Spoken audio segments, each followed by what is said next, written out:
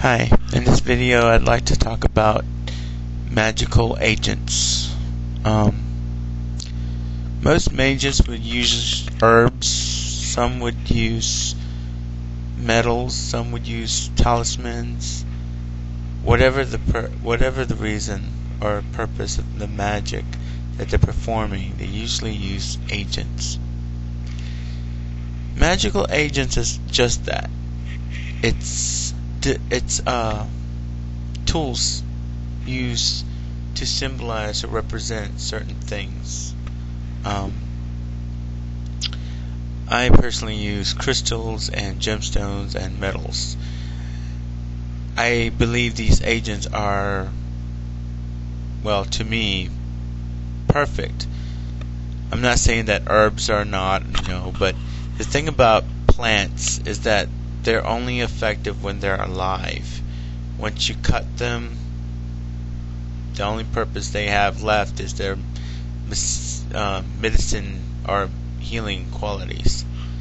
Their magical qualities are kind of, cut short. And plus, herbs kind of die out. Some herbs die out. They don't go all year,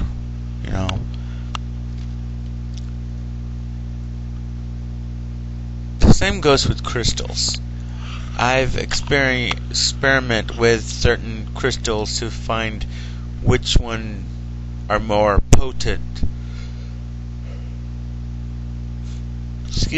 Are more potent than the others. For example, I found a tumbled stone is less powerful or less potent than a well-structured crystal of the same stone.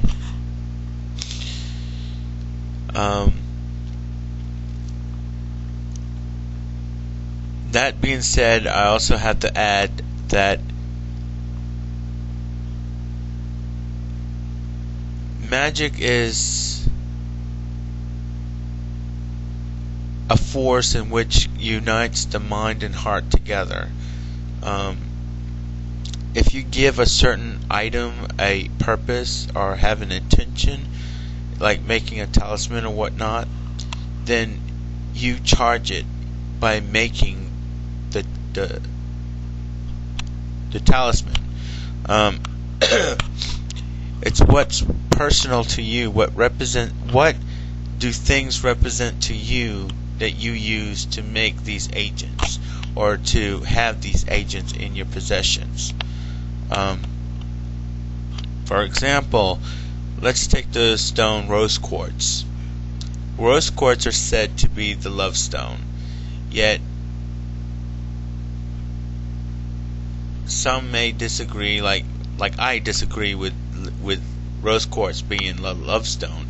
I mean, granted, it will give you a sense of self-love, but that's as far as it can go when it comes to the love of rose quartz. To me, rose quartz it's a quartz which is a silicon oxide, and it's with a I think it's titanium. No, it's not titanium. It's another chemical. It could be titanium. I have to look it up again. But anyways, the stone represents creativity. To me, that's how it possesses. Some stones you can't base it on the color of the crystal. You have to base it on what its true purpose is.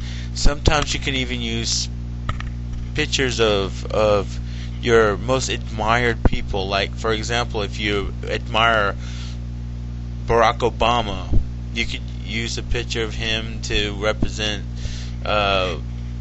leadership or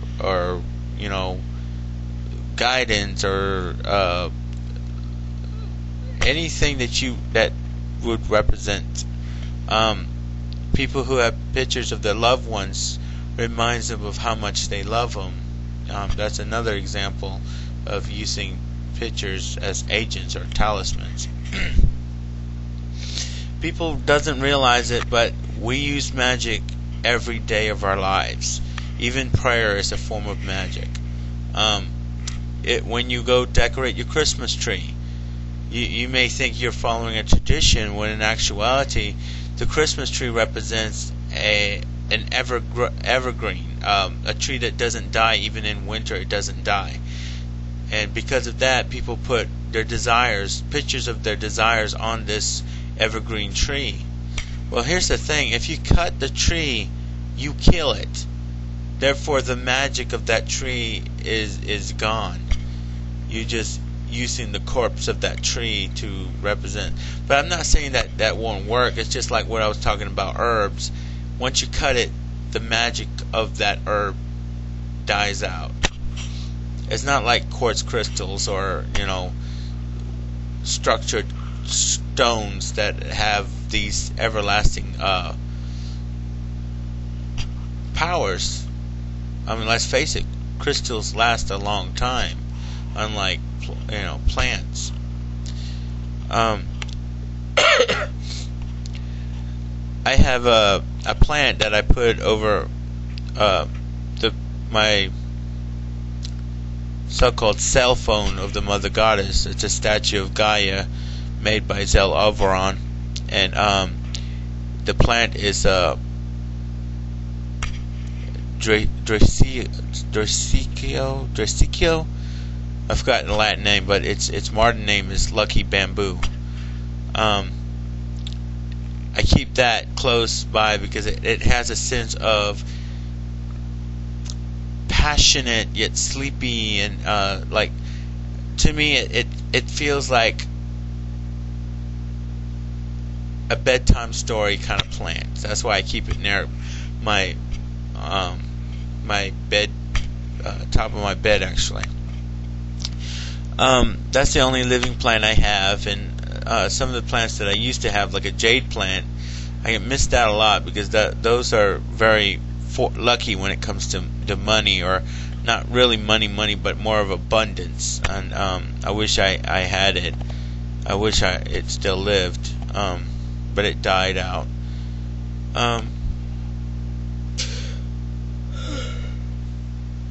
Oh, excuse me.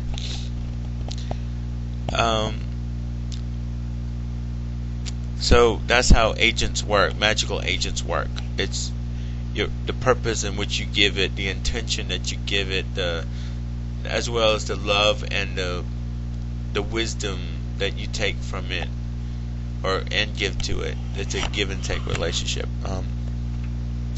That's all I have to say about magical agents. This is Robert Holloway saying, good luck in your quest in magic. Blessed be.